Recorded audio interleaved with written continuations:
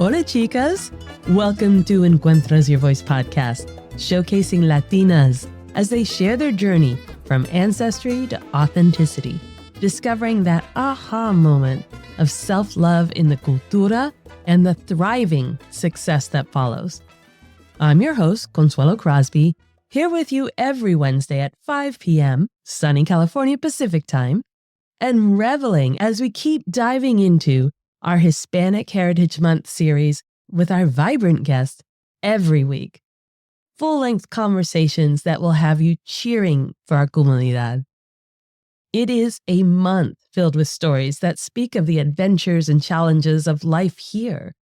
That single aha moment that changed their life forever, illuminating the importance and impact of the Hispanic and Latina community in our society.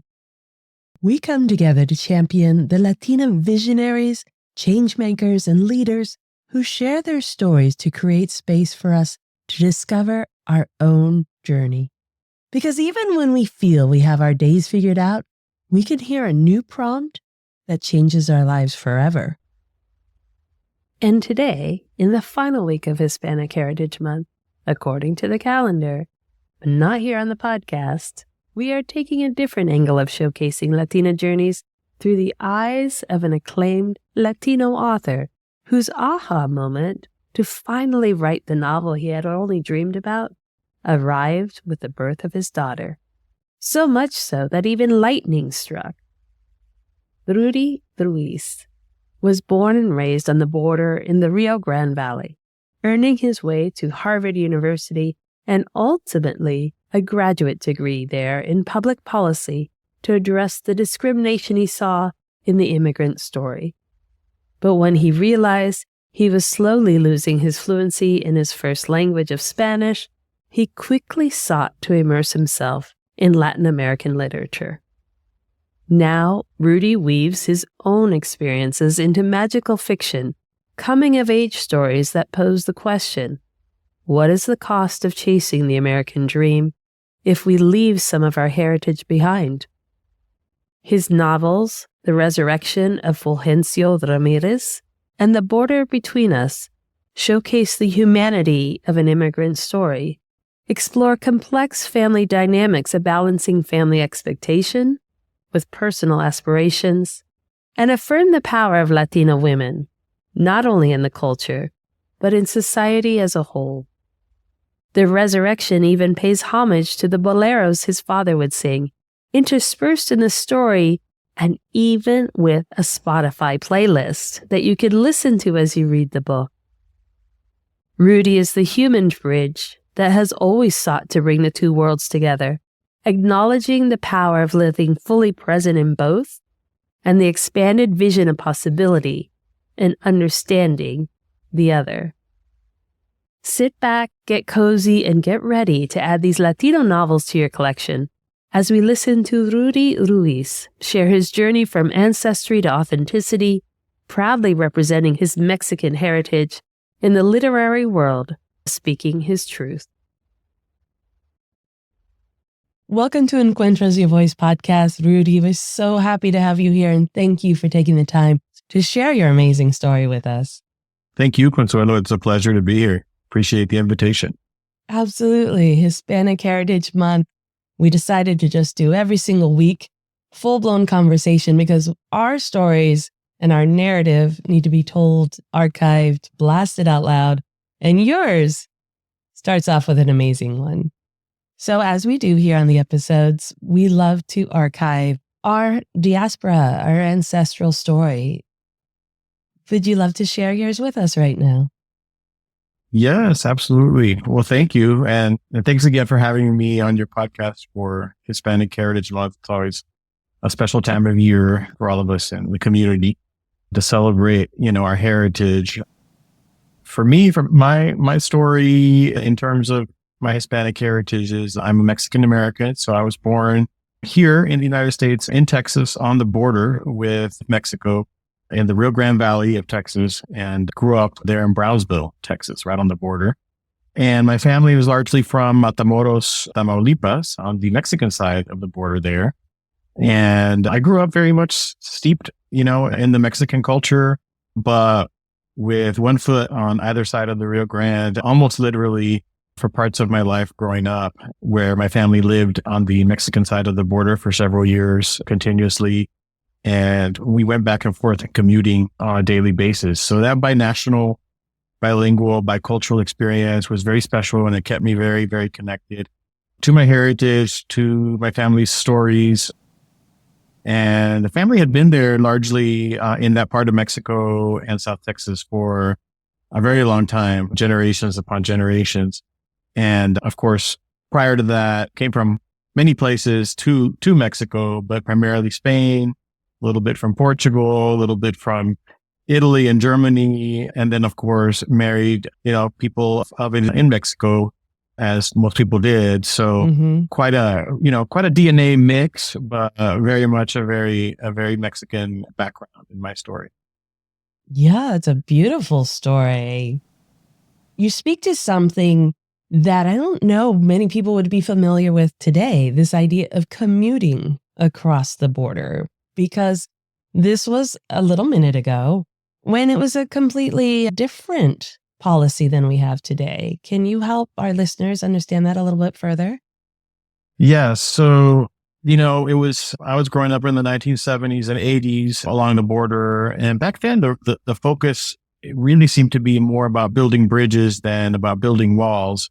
And as I grew up, I was surrounded very much by a lot of positivity about just what we could do together as two countries, as two cultures, as two communities, in terms of collaborating, whether that was on trade, which was a big deal growing up on the border, commerce, trade, diplomatically, like those kind of things. You just felt like there was this feeling of potential that I grew up around.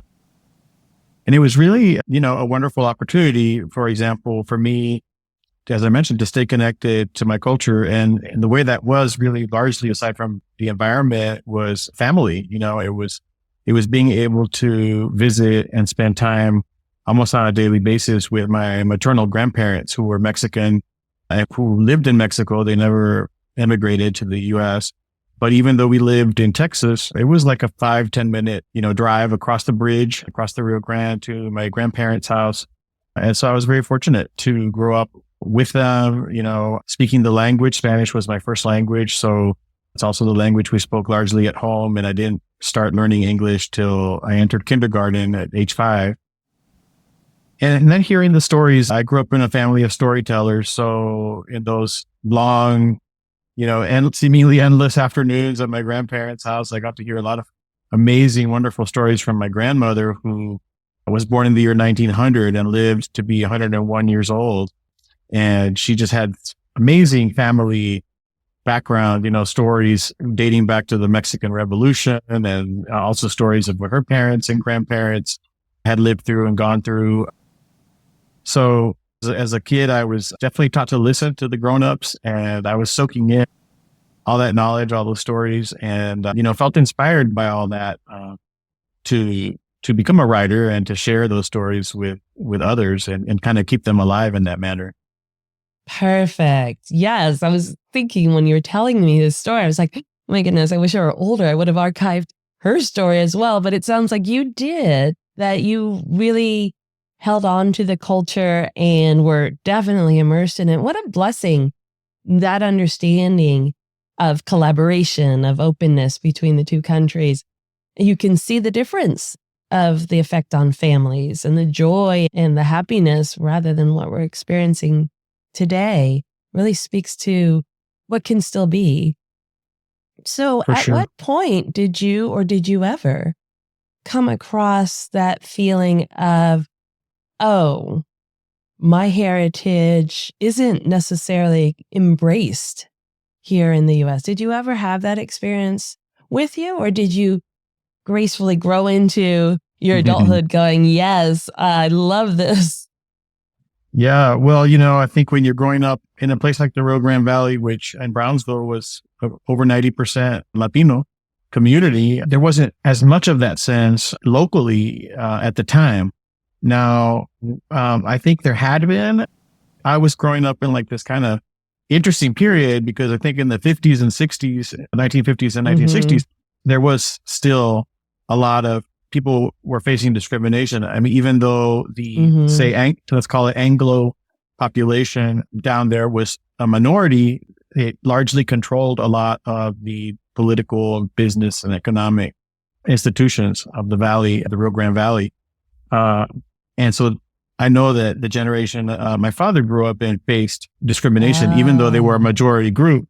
But in the 80s, 70s, 80s, I would say it was a little bit different. You know, we were entering this different phase where like the mayor was also Mexican American. The city council was kind of a mix. You know, there were more people in positions of authority that were from the Hispanic community. So you kind of didn't feel it too much there. But when I went off to college up in the Northeast, I attended Harvard. It was really my first exposure to the fact that, hey, you're a member of a minority group.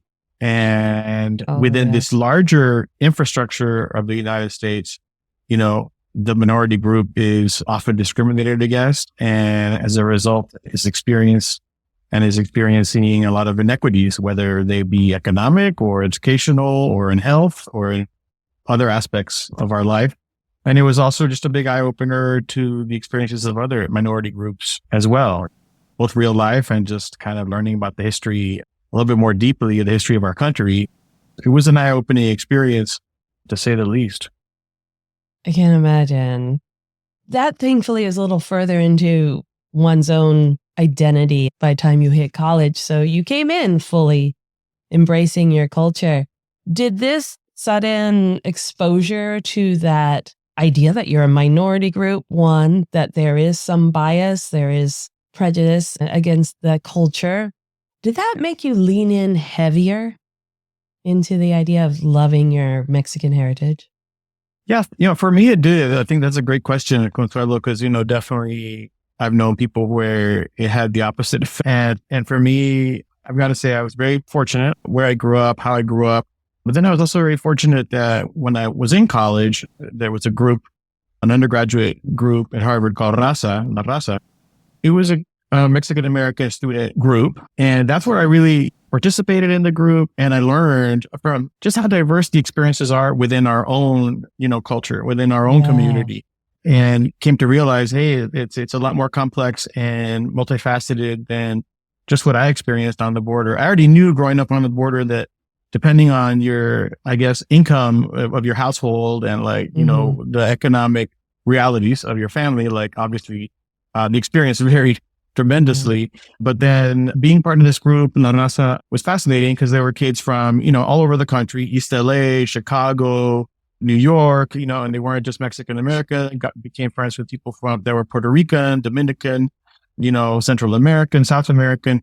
So getting a sense of just how diverse we were as a group and are as a group was fascinating. And then learning about some of the issues and some of the historical events, obstacles that our group had faced was inspiring because I thought, hey, there's work to be done, and I don't want to just go back to the Rio Grande Valley and sit on my laurels and think everything's just fine. I want to do something. I want to contribute back to reinforcing and perpetuating our culture, but also on the practical issues of how do we overcome some of these obstacles? How do we address some of these inequities that we're facing? How do we work towards a better future where the Hispanic community can fully participate in this American dream to the fullest extent so that no Latino kid grows up feeling like they can't access that dream, whatever that dream may be for them? They should have equal opportunity. Yes. They don't feel lesser than or othered here, which can be really difficult. Having both cultures, living both cultures alone can, as you probably heard in the stories that you had at Harvard with your fellow Latinos there, it can be really difficult. You have this call to action occur at Harvard. This fire seems to be building in you at that time.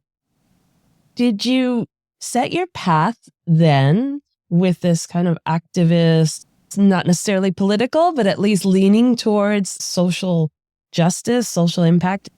Did that set your course at the time?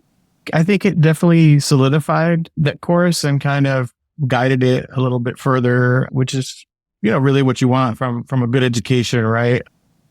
I still recall it when I wrote my college essays applying to college. I remember that I wrote about the fact that I was growing up on the border and that I had always wanted to do something with my life that involved bringing the countries together, bringing the cultures together, and being like a human bridge, if you will, of some sort to foster understanding and collaboration and progress that shared between Mexico and the United States, between the communities as well.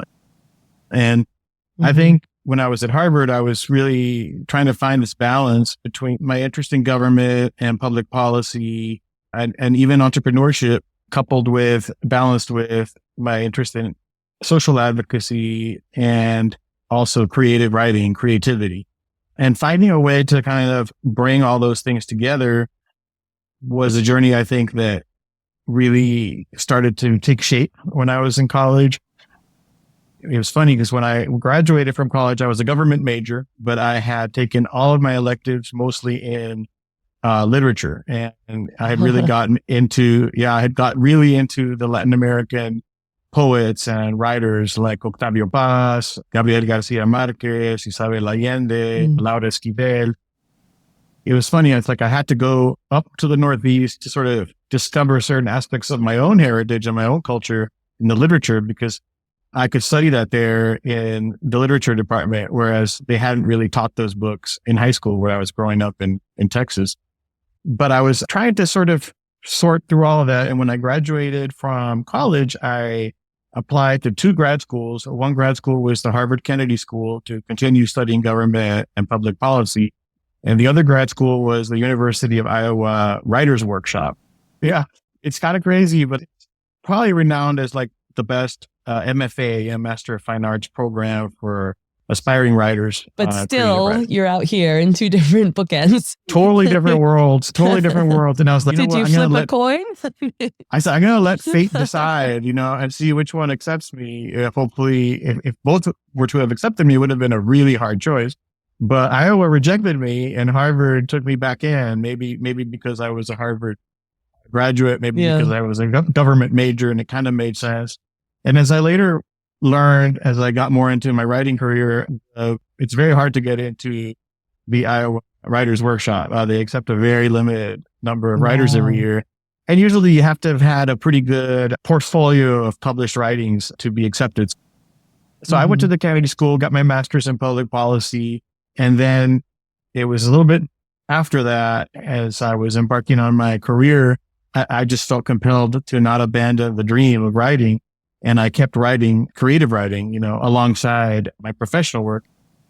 It was always finding this bridge. But one thing about growing up on the border, I think that was basically in my DNA and that it taught me, which again, I guess goes back to part of my Hispanic heritage, is that I could live in 2 worlds at the same time, and that I could shift back and forth and commute between them. And so I think it became a very natural thing in my life that I could kind of, easily shift gears between being a communications professional, being a policy advocate for multicultural communities, and then being a creative writer and bringing the culture to life and bringing some of those social justice issues into stories, humanizing them and helping connect readers to those in multiple ways. Wow. That could be a movie right there. Just that segment of everything that was going through your capacity, your intelligence. And like you say, that is our superpower of living these 2 different cultures. You get so used to it from infancy that you forget you're even doing it. It becomes so natural, but that's such a power as we lean into our careers, as we lean into our dreams. I don't think our partners can keep up with it very often if they're not from that culture. But, well, that's true. Maybe that's a Latinx superpower. It is our authenticity. It is our superpower. And how you use it. I was going to say, you may have been turned down at the Iowa Writers Workshop for not having that portfolio then, but today, flash forward, you have a very profound portfolio that we'd like to bring up in this writing journey that you've described and have really been successful at. So let's lean into that author journey. Well, thank you. Well, it's been It's been one of those like labors of love, for sure. And I started writing as a child, really. I recall writing very short stories in elementary school, and then in high school, the short stories getting a little bit longer. After I'd finished my formal education, I just kept thinking, I've got to do this. I know it was my dream to write novels. I just kept thinking to myself, I need more life experience because I'd sit down and try to write, and I was like, I don't feel ready. And there were some young writers that I'd come out of college with that were already publishing novels in their, mid-20s. And so I felt like I was falling behind, but I also felt like I didn't want to rush it. I was like, this is like my life's work. I don't want to rush it. The story's going to come to me when it's time, and when I've lived enough. I still recall like the day my wife and I brought our firstborn baby home from the hospital, our daughter, Paloma. We were taking her up the stairs to her room. It was like a flash of lightning. The story came to me and I was like, I knew. And what it was that now that I had become a father, I realized the story I had to tell. The first novel that I wrote was a story. It's called The Resurrection of Fulgencio Ramirez. And that novel was largely inspired by the stories I'd grown up listening to my father tell. And it was the stories of his coming of age experience on the border in the 1950s. I fictionalized it and I turned it into this magical realism novel that really launched my writing career officially. That novel really did really well and continues to do well. And it's a beautiful story that's set on the border in the 1950s and 80s. And 2000s, but largely the 50s and 80s. And it goes back and forth through time. And the character of Fulgencio Ramirez is a very mercurial, very charismatic hero, but he's also very deeply flawed. And he's haunted by a family curse, which in the book is called the Maldición. And you root for this hero, but then he also drives you crazy. I met readers who read the book and they told me like, I love Fulgencio, but then sometimes I just want to strangle him, he drives me crazy. And I was like, yeah, well, that was my dad. If you knew my dad, he was he was this very complex character. And of course, like I said, I fictionalized him in the novel, but I drew inspiration from this person who is very much a romantic and a dreamer, but then carried as we all do, imperfections that often undercut him in the pursuit of his own dreams. And this is what happens with Fulgencio, who falls in love with a young woman in high school and it's the love of his life. And you think they're going to be, destined to be married and whatnot. But then due to the maldición that he carries with him, this curse, he self-destructs and ruins the relationship. And so then, when the novel opens up, it's later in life and he's been reading the obituaries every day in the newspapers in the 1980s. And he sits and he reads the obituaries and he's just waiting for his long lost love's husband to die so that he can have another chance. So spoiler alert. I know. So I thought for sure you were going to say his long lost love. He's waiting for a chance to get past her. He's waiting for a chance to pursue her again. And so in the opening chapter of the book, he finds the name he's been looking for and waiting for about 20 some years. And so it sets the story into motion. And like I said, it goes back and forth through time. That novel was very, very cultural. Actually, one of the interesting aspects of it was my dad was really a very talented singer and he sang all these beautiful songs from the golden age of Mexican music, the boleros, as they're known. Well, I had woven many of the favorite songs that I heard my dad singing growing up in Spanish. I wove those into the story so that what's going on in the story is reflected in the songs that the character sings. Yeah. And then there's a Spotify playlist so readers can listen to the music if they want to really get immersed in the culture while they read the book. They can listen to the music. And I worked with the publisher to license the rights to obtain the rights to reprint the lyrics. So to me, the book is it's a beautiful story of fiction, but it's deeply rooted in the culture. And it actually contains almost like the greatest hits of the Mexican love songs, the boleros. Songs like Sin Ti or like Cuatro Vidas. These are like very famous, Mexican love songs. Yeah, it's like a homage to the era to bring it forward, which is really the power of keeping our narrative shared from generation to generation. And here on the podcast, just like you've told, and in your own writing, it's like in one voice, you can cover 3 generations. Maybe for a voice they didn't have at the time. Yes, absolutely.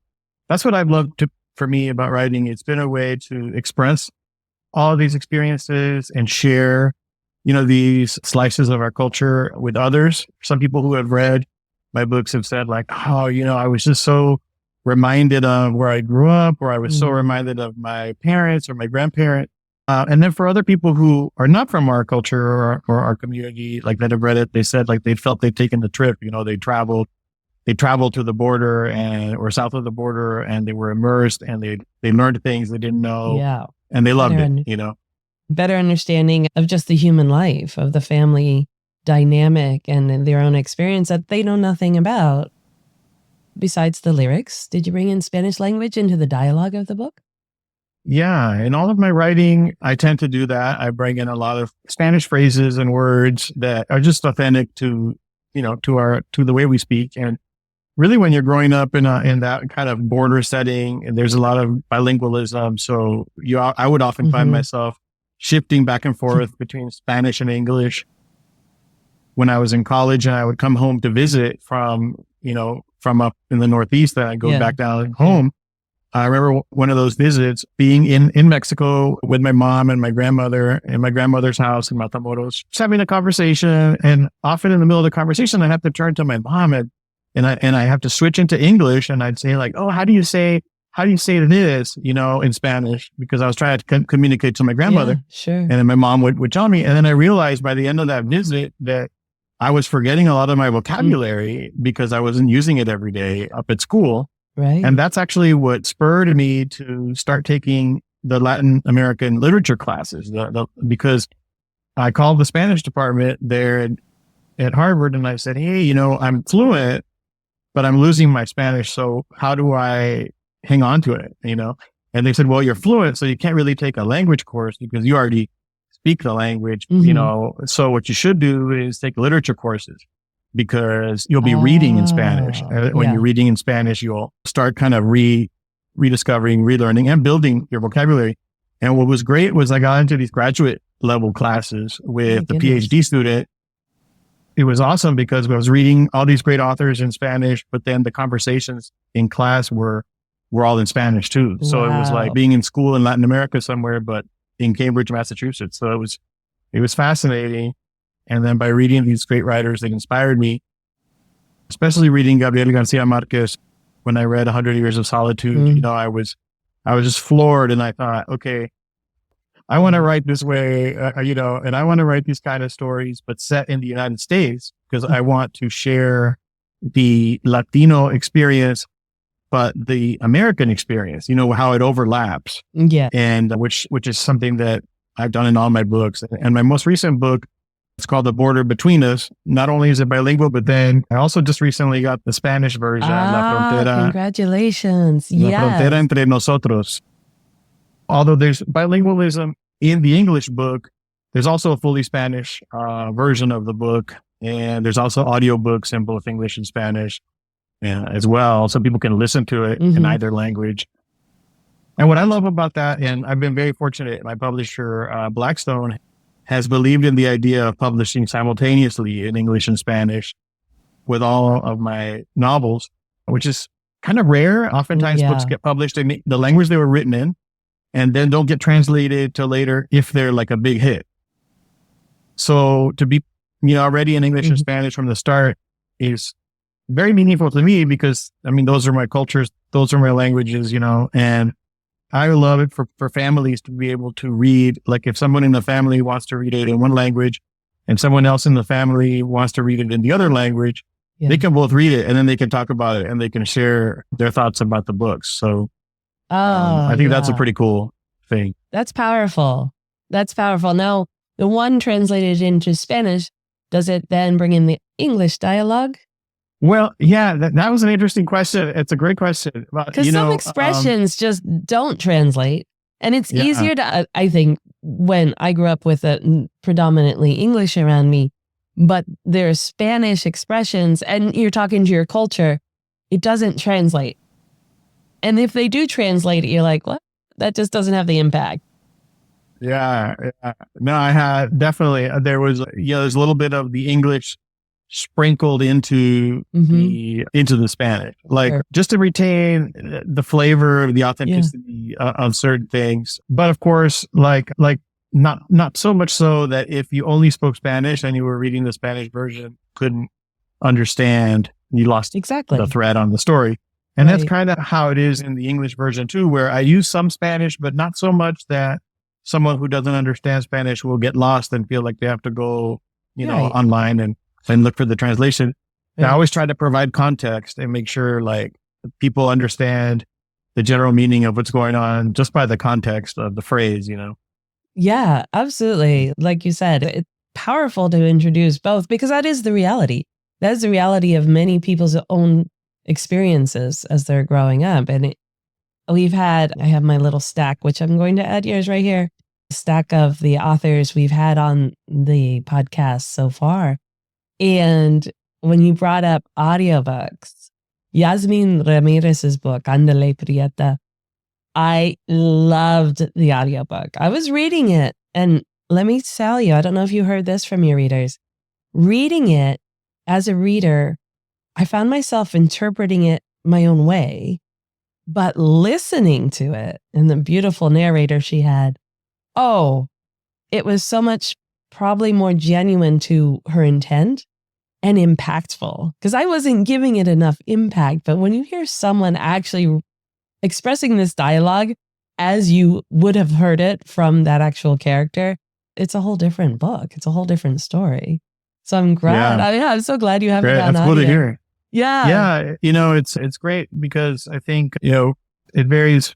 It just depends on if you have a really good narrators, but if there's really good narrators, voice actors, like it's amazing what they can do and bring it to life for people. And everybody has their way they prefer to, engage with stories. And so I love the fact that books are now out there in all these different formats. So The Border Between Us, what is that storyline then? The Border Between Us just came out August 27th. Thank you. Oh, wow. Really fresh. Yeah. fresh off the press. Yeah. And unlike my previous couple novels that are in magical realism in their style, this novel is more of a very realistic, authentic, genuine type of story, largely based on my experiences growing up on the border. It's a coming of age in the 1980s. And it draws a lot of real life sort of observations, experiences, people, characters in my own family, but fictionalized and turned into a novel.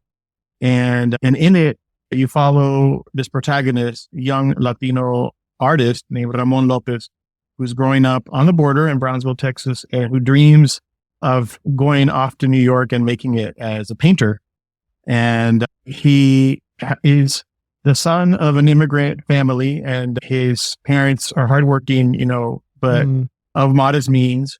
And so it follows this complex relationship he has with his family where, he obviously loves them and he's inspired by them, but then also sometimes he can't help but feel like maybe he doesn't know if they're hurting him more than they're helping him as he tries to, reach his dreams and his goals. It's very complex for him, as it is for many families.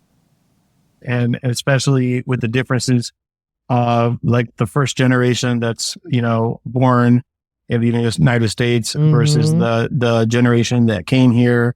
And then the second generation born in the United States. Every generation's experience obviously keeps changing. Yeah. And so the story is very multi-generational. There's, like you mentioned, three generations of this family are in this story. There's the generation of the protagonist. There's his sibling and his cousins and his friends. And then there's his parents and their generation. And then there's his grandmothers and that generation who are big influences in his life. So it's a very rich family tale. Yeah. And it's very personal to me. But my dream was to write what's called the Bildungsroman, which is a coming of age story, but it's a very specific literary form where you follow the hero through their quest, for their dreams, and oftentimes like their reality checks that life confronts them with and sort of beats them down. The world beats them down. And then, of course, like all of us in life, like, the big question is how is the character going to come through those challenges, and are they going to emerge true to themselves? Are they going to grow as an individual? What's going to happen to Ramon's American dreams? What is the cost of those dreams? And is the cost like going to end up being worthwhile? So those are some of the questions that the novel explores. Really good. Again, very universal, just a human story across that storyline that many people can relate to, but at the same time, we can really lean into a first-gen experience. It's a really profound experience that I don't feel happens again in the second generation. It's like a different story, but that first-gen maneuvering through two different cultures it can be tricky. You bring out the role of the abuela in the story and the female characters in your stories having great impact. What is the Latina narrative that you're bringing in this story? Yeah, well, I think that in the family that is at the heart of the story is a family where the men in the family are kind of very macho. There's a lot of machismo in the family. What a surprise. Talk about heritage and culture, And at the same time, I think that's one of my favorite aspects of the story is that the fact that the main character's mom and one of his grandmothers are just central characters that are laboring quietly, and not so quietly sometimes, but always kind of holding the family together and moving the family forward. Meanwhile, the men in the family are talking big and, having these outsized dreams and get rich quick, schemes and how they're going to, their American dream. But them being first gen, like you were talking about, oftentimes their dreams just didn't have enough structure to them and enough to underpin those dreams with the substance to help them get the traction to move forward, Right, so the men, meanwhile, are doing, all these crazy things, thinking that they're going to set the world on fire. And meanwhile, the women are really doing all the hard work and basically keeping the roof on over the head and keeping the family from falling apart, and are often the unsung heroes. But I think that by the end of the book, in Ramon's journey as he's growing up from a little boy who has this innocent, wide-eyed admiration for his father, by the end of the book, he's come to have a more nuanced, perspective on life, and he's gone through this journey of this realization that first of his father's, shortcomings, trying to learn from those disappointments in life, and then really his mother and his grandmother's virtues and power, and finding inspiration in them as he matures and realizing that, hey, they're the ones that have been kind of my saviors all along while I was idolizing other heroes. These women are the ones. Oh, yes. Yay. That's the way I like to look at it, Yeah, we appreciate that, because I think there's one thing being Latino and rarely having your story or your legacy heard, but you add being a Latina, and boy, there's rarely a mic held for that, and appreciation for all that the women do, again, universally, to hold the families together, to hold society together. That we are the birthers, we are humanity in and of itself. I think it's so important. As a male writer, I think that for me, it's always been very natural to write from that perspective of the male protagonist in stories. But then the biggest surprises in all the books that I've written have been, as I get into the writing, the way the female characters come to life and like sort of start taking over the story and like start making themselves heard. And I think that's just because as a writer, you're drawing on your life experiences and your observations. And I mean, what Latino family is it not the woman who is like the matriarch and the Yeah, right. I mean, Zero. it's every Latino fan. Yeah. So in all my books, like people have asked me sometimes, so when you were writing this book, what was your biggest surprise? Well, biggest surprise was that the hero was not who I thought it was.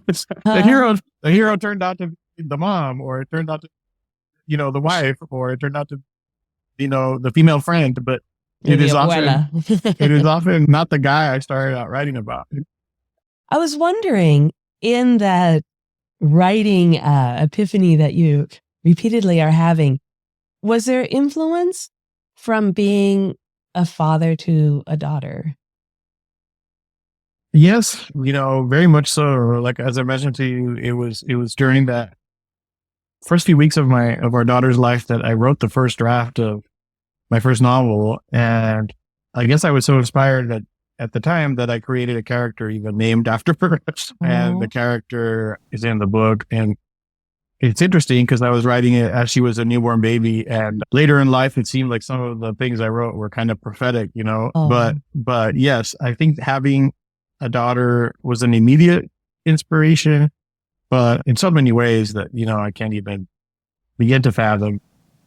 To me, it kind of opened my mind to just a different level of awareness and sensitivity and desire to, really make sure that I see people and women, as the human beings, complex and deep that they are, that deserve all the respect and understanding that, that they do, as opposed to, as a male writer, sometimes I think writing a female character might seem like there could be a trap of being too simplistic or one-dimensional.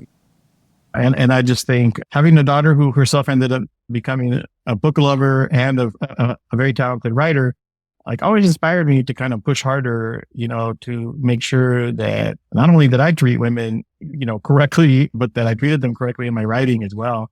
I don't know that it's perfect, but I mean, I think having a daughter inspires me to try to do my best. Oh, I love that. Oh, yes.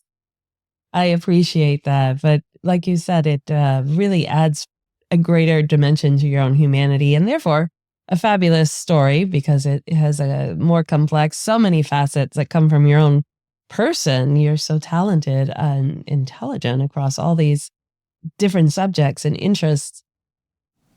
Do you think that over the course of your celebrated writing career, have you seen a larger embrace of Latino stories in the published world?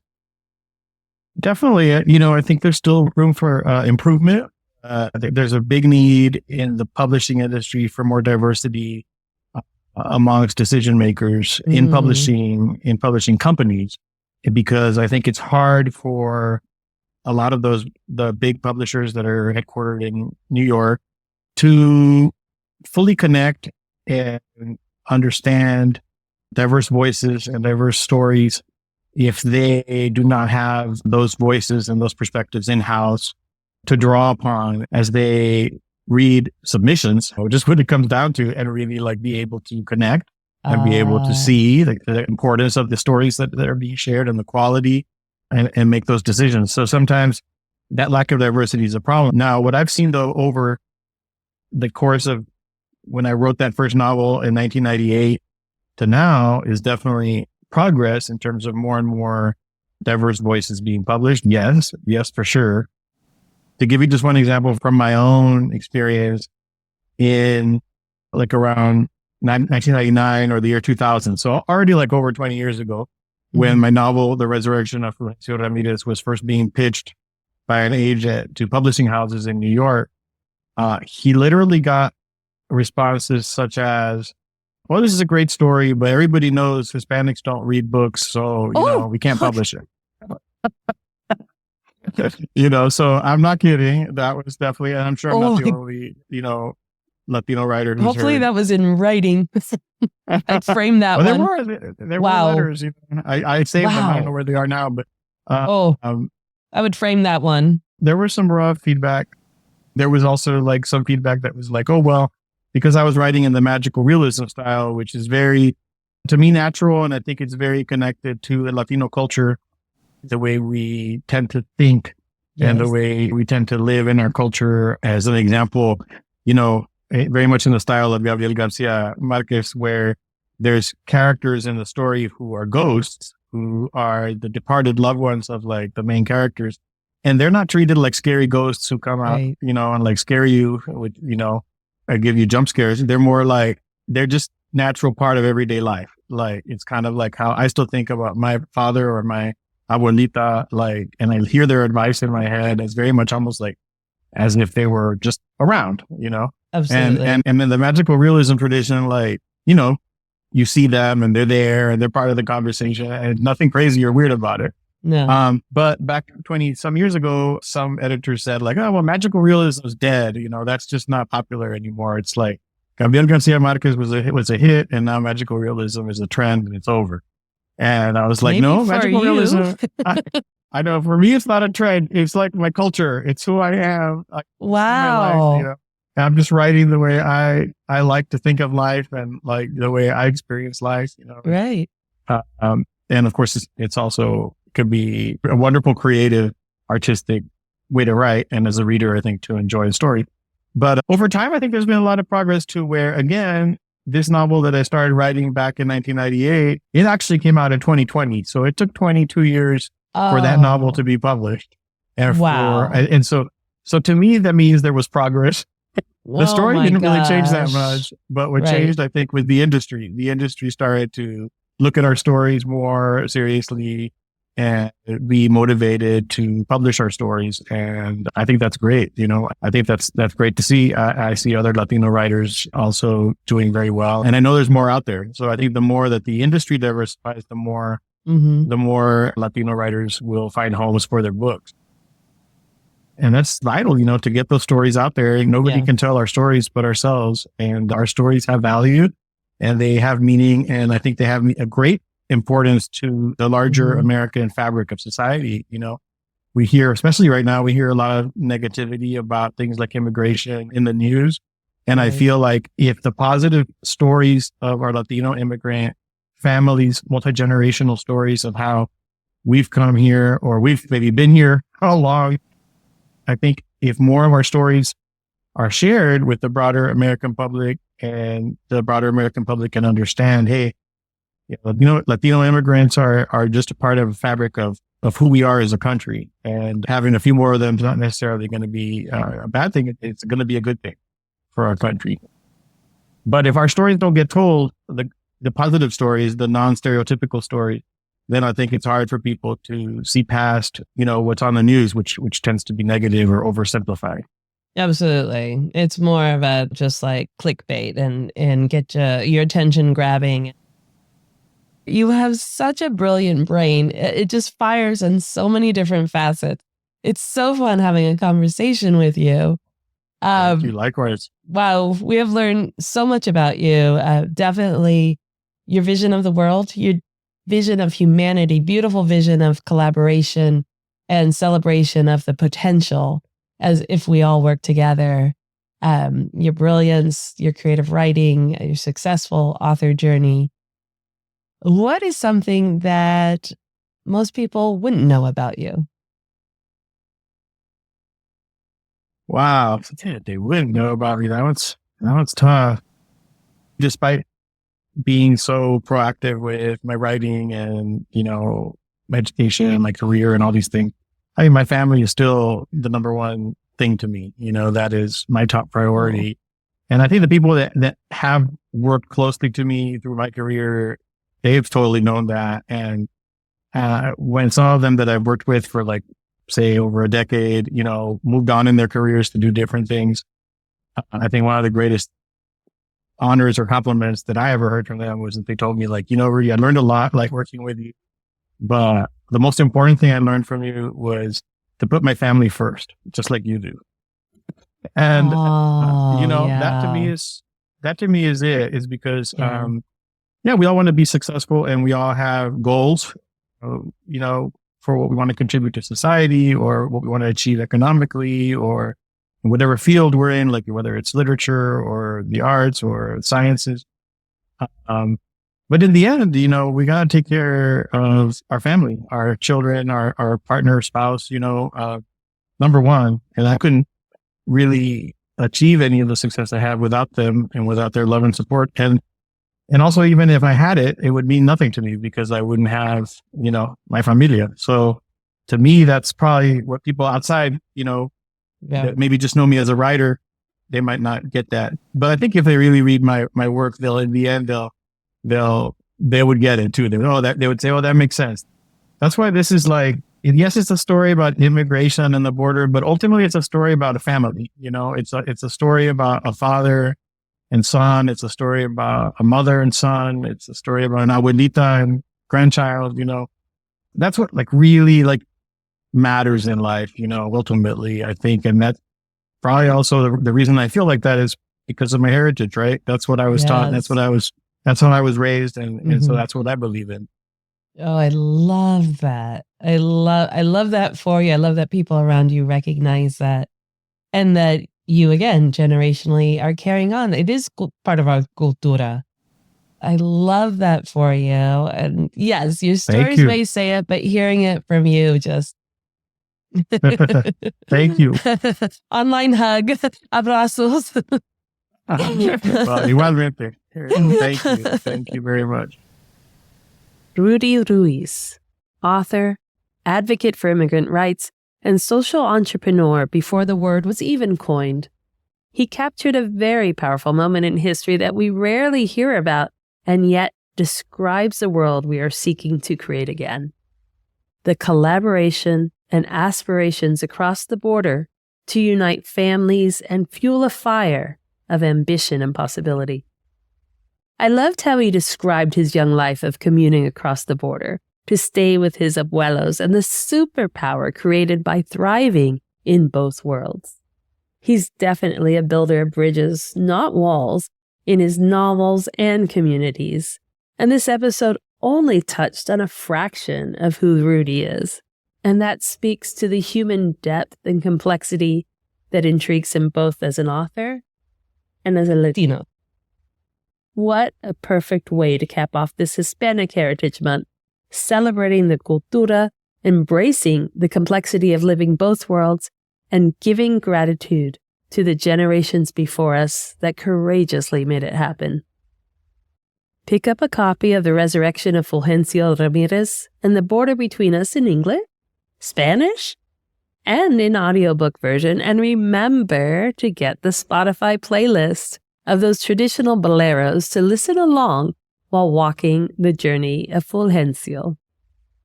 Join us next week for our Pod Club episode on our collective Hispanic Heritage Month celebration and the powerful gems that our guests drop for us. Literal game changers on this lifelong journey to finding harmony between cultural values and individual goals. Step into your truth, ladies. Ciao. We love that you have subscribed to this podcast and continue to champion women who understand the life of all things Latina. Be sure to follow and subscribe to the Encuentras Your Voice podcast so you don't miss a single episode. They will automatically drop into your listening device each week, and we'd really appreciate if you take a moment to add to the reviews that we already have. Tell us what you like, tell us what you're hoping to hear, and we will get there. Share this with your friends and family. Let's grow our comunidad and keep following us on our social media. To Encuentras Your Voice, we are so grateful to you for helping us grow this community and would love to learn of all the amazing Latinas who you know are creating the world we thrive in. So reach out to me on social media at Encuentras Your Voice, and let's keep leaning into our authenticity in pride. Help us make Encuentras Your Voice the place where you are 100% represented.